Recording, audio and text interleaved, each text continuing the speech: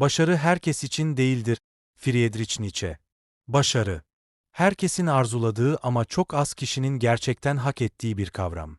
Toplum bize der ki, çok çalış, kurallara uy, yükseleceksin. Ama Friedrich Nietzsche bu yalana hiç inanmadı. Ona göre başarı, sürünün peşinden gitmekle değil, sürüden ayrılmakla mümkündü. Çünkü başarı, uyum sağlamak değil, kendin olabilmekti. Nietzsche şöyle der, sürü güvenliği arzular. Oysa başarı, tehlikeye yürümeyi gerektirir. İşte bu yüzden başarı herkes için değildir. Herkes konfor ister. Ama çok azı bedel ödemeye razıdır. Toplum, itaat edenleri ödüllendirir. Nietzsche ise kendi yasasını yazanları över. Kim ki kendini aşamaz, kim ki konforuna sıkı sıkıya sarılır. O kişi asla yücelemez. Der Nietzsche. Çünkü gerçek başarı, statü, para ya da alkış değil. Kişinin kendi kaderini kendi elleriyle şekillendirmesidir. Bu, çoğu insan için korkutucudur. Ama Nietzsche'nin gözünde, yalnızca kendi iç karanlığına cesaretle bakabilen kişi, ışığa ulaşabilir. Başarı, herkesin harcı değildir. Çünkü o, sıradanlığı reddedenlerin, yalnızlığı göze alanların ve kendi hakikati uğruna savaşanların yoludur. Ve bu yol, çoğu insan için fazla dikenlidir. Unutma, Nietzsche'nin dediği gibi, yükseklere çıkmak istiyorsan, uçmayı öğrenmelisin. Yere bağlı kalamazsın. Çocukluğumuzdan beri başarının tamamen çaba, dürüstlük ve iyi niyetle ilgili olduğu söylendi. Kurallara uymamız, dünyanın doğru davrananları ödüllendirdiğine güvenmemiz öğretildi. Ama sonra etrafa bakıp bambaşka bir şey görüyoruz. Yolsuz, manipülatif liderler ve vicdansız insanlar zirveye ulaşırken diğer yetenekli ve iyi niyetli insanlar unutuluyor. Gerçek dünya bu kadar adaletsiz. Eğer bunca hırslı insanın neden bu kadar baskın olduğunu ve bazı insanların nasıl öne çıkıp diğerlerinin görmezden gelindiğini merak ettiyseniz, bu video tam size göre. Güç ve rekabet hakkındaki rahatsız edici gerçeği keşfedecek, adaletle ilgili mitleri çürütecek ve gerçekten neyin fark yarattığını ortaya çıkaracağız.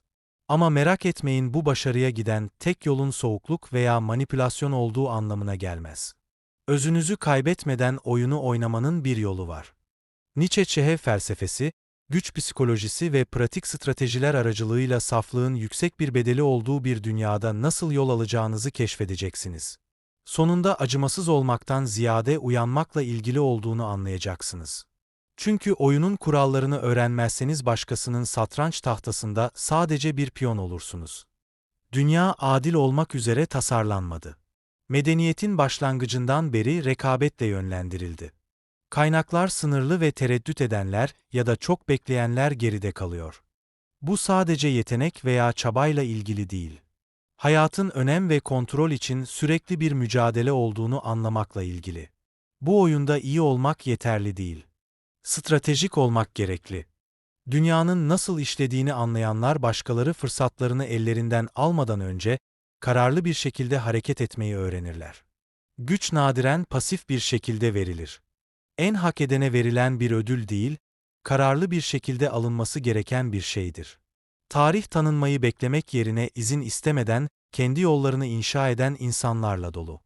Gerçek şu ki hareket etmeden önce onay arayanlar genellikle bir bağımlılık döngüsünde sıkışıp kalırlar.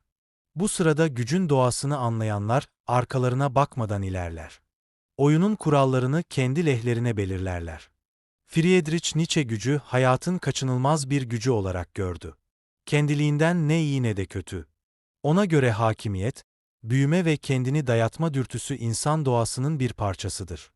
Bu ezenler ve ezilenler arasında basit bir mücadele değil, her bireyin kaderinin mimarı olup olmayacağına ya da başkaları tarafından dayatılan kurallara göre yaşayıp yaşamayacağına karar vermesi gereken sürekli bir dinamiktir.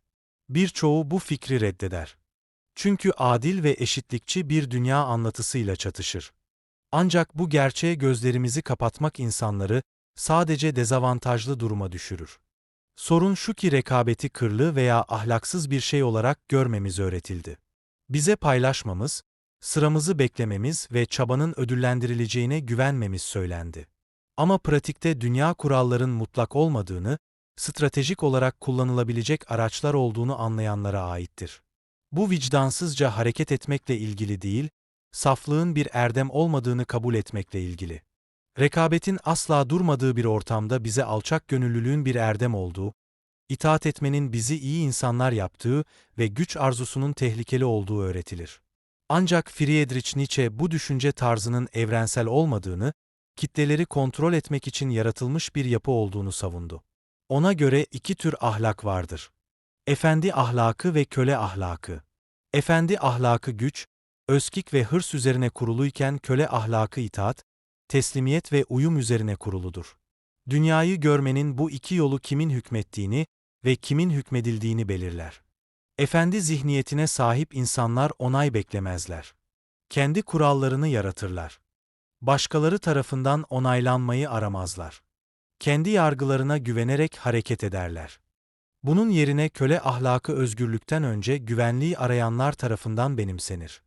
Onlar risk almak yerine emirleri takip etmeyi tercih edenlerdir. Çünkü bunun acı veya çatışmayı önleyeceğine inanırlar.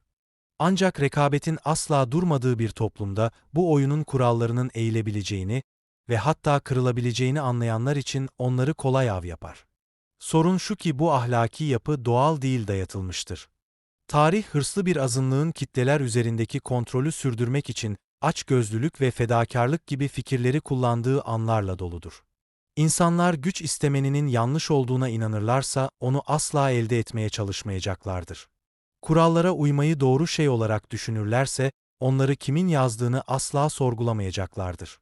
Ve böylece farkına varmadan sadece onları dezavantajlı bir konumda tutan bir sistemi savunurlar. Diğerleri ise pişmanlık duymadan ilerler. Ama burada önemli bir soru ortaya çıkıyor.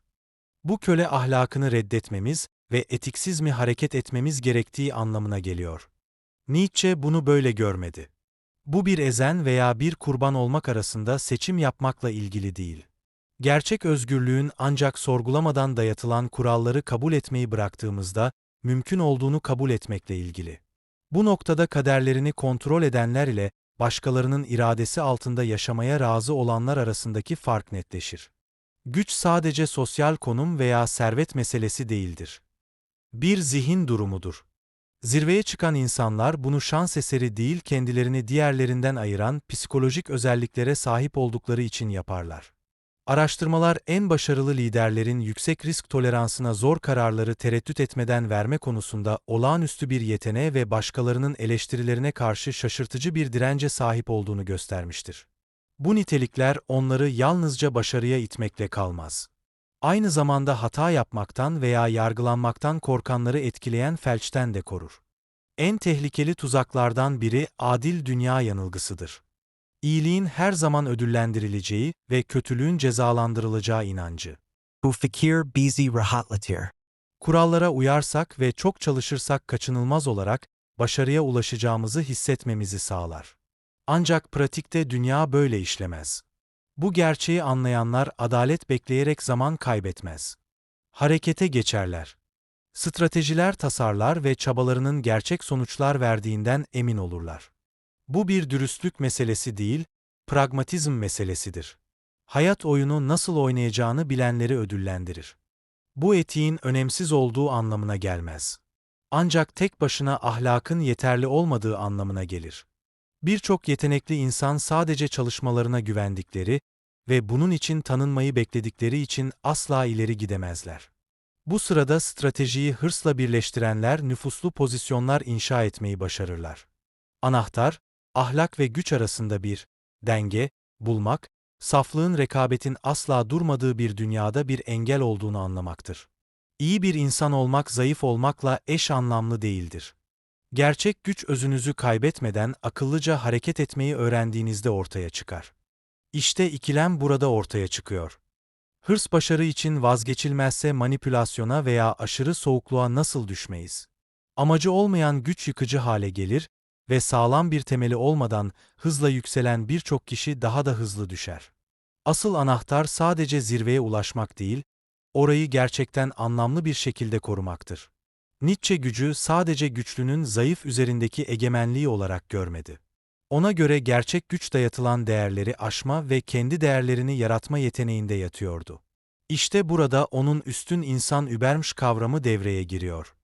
Geleneksel ahlak veya toplumsal beklentiler tarafından yönetilmeyen, ancak kendi kaderini özerklik ve kararlılıkla şekillendiren bir birey.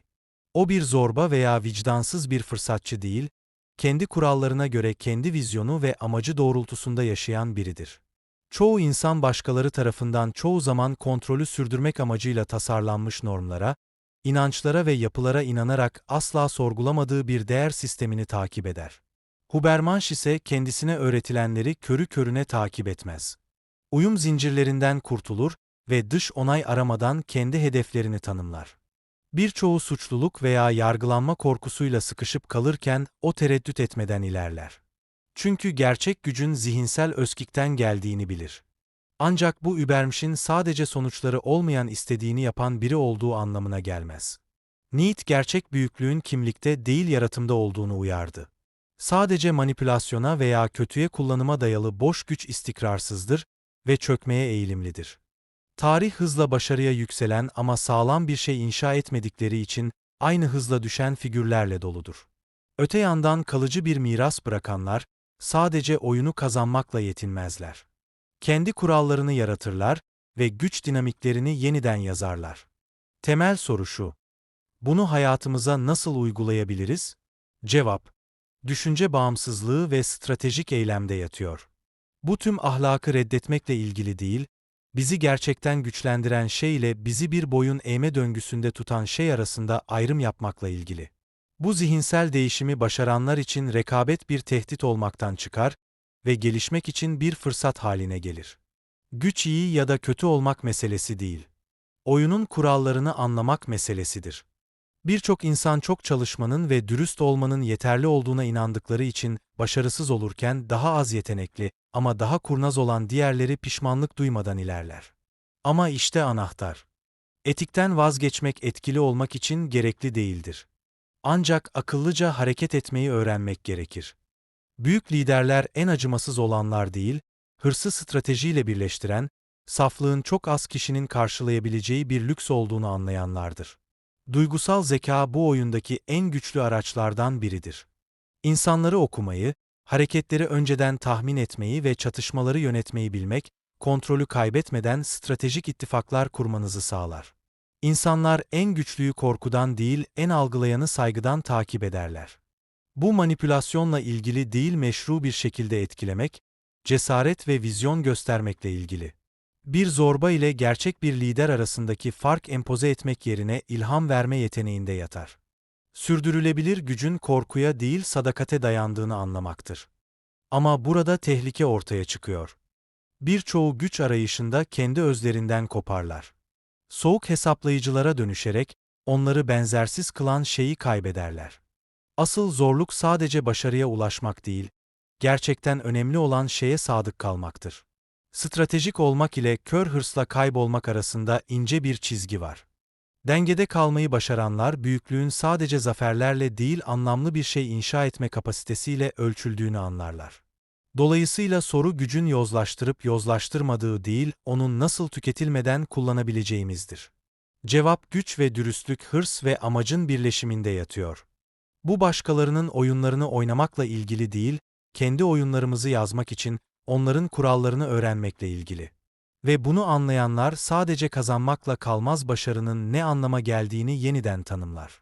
Sonunda soru dünyanın adil olup olmadığı değil, zihnin nasıl çalıştığını anlamaya istekli olup olmadığınızdır. Güç dinamiklerini görmezden gelenler genellikle geride kalırken, onları anlayanlar sinizme kapılmadan akıllıca gezinebilirler. Bu acımasız olmakla ilgili değil, saf olmayı bırakmakla ilgili. Güçlü olmak, zalim olmak anlamına gelmez. Alanınızı nasıl savunacağınızı bilmek, stratejik kararlar almak ve başkalarının kaderinizi belirlemesine izin vermemek anlamına gelir. Asıl soru bazı vicdansız insanların neden kazandığı değil, onlardan biri olmadan nasıl kazanabileceğinizdir. Nietzsche bize gücün sadece merhametsizce ele geçirenler için değil, amaçla inşa edenler için de olduğunu öğretti. Bu manipülasyon meselesi değil, özerklik meselesidir. Başkalarının dikte ettiklerine uymak değil, kendi tarihinizi yazmaktır. Anahtar. Kuralları körü körüne takip etmek veya onları anlamsızca çiğnemek değil, onları anlamak ve kendi avantajınıza kullanmaktır. Şimdi sizin fikrinizi öğrenmek istiyorum. Özünüzü kaybetmeden başarılı olmanın mümkün olduğunu düşünüyor musunuz? Yoksa başarı her zaman bir tür ahlaki fedakarlık mı gerektirir? Cevabınızı yorumlarda bırakın. Sizi okumak istiyorum. Ve eğer bu konu sizi düşündürdüyse kanala abone olun ve bildirimleri açın. Çünkü burada çok az kişinin söylemeye cesaret ettiği gerçekleri keşfetmeye devam ediyoruz. Bir sonraki videoda görüşmek üzere.